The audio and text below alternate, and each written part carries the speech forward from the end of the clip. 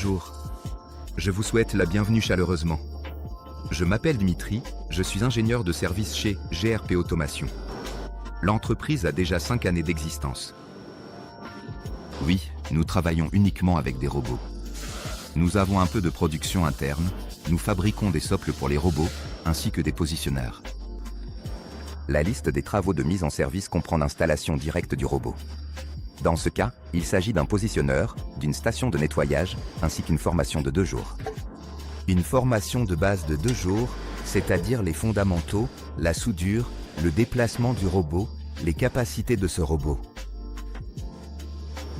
Écoutez, je pense qu'on peut souder tout ce qu'on veut avec ce robot. L'essentiel, c'est qu'il puisse accéder à l'endroit. Autrement dit, il faut qu'il y ait assez de place pour qu'il puisse s'y glisser. Donc, si jamais il y a une pièce aussi haute que celle-ci, oui, plus haute que notre colle de cygne, alors on ne pourra pas accéder à cet endroit. Voilà, c'est pour ça qu'on ne pourra pas souder. Sinon, nous avons la possibilité de faire de la soudure multipasse. On peut déposer plusieurs couches, en somme, ajouter une certaine épaisseur de métal. La vitesse de soudure, eh bien, je pense qu'on peut régler jusqu'à environ 20 mm par seconde sur des métaux fins.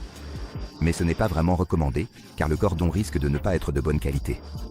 Mais on peut facilement atteindre 12 mm par seconde.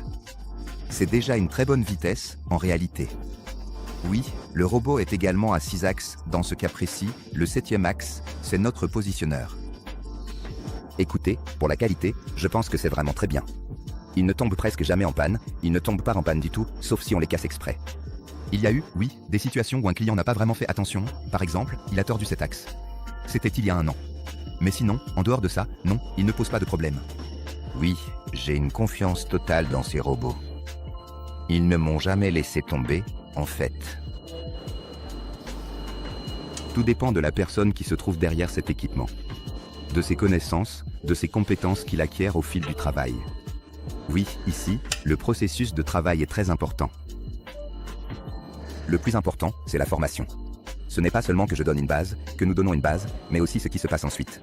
C'est-à-dire, comment l'opérateur aborde cela, comment il s'investit, à quel point il s'y intéresse. Le plus important, c'est l'intérêt pour tout ça. En réalité, votre site de production est impressionnant.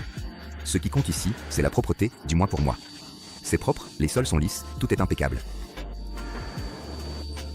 Vous avez pas mal d'équipements de bonne qualité. Là, je ne suis que dans un seul endroit, et il y en a déjà beaucoup installés. Il y a peut-être des endroits où je ne suis pas encore allé. Je ne sais pas, mais en tout cas, oui, j'aime bien chez vous. Pour conclure, je vous souhaite encore plus de développement et de croissance. Je vous souhaite d'avoir encore plus de robots, et pas seulement des robots de soudage, bien sûr. Merci de votre attention, à bientôt. Oui, je pense qu'il y en aura d'autres.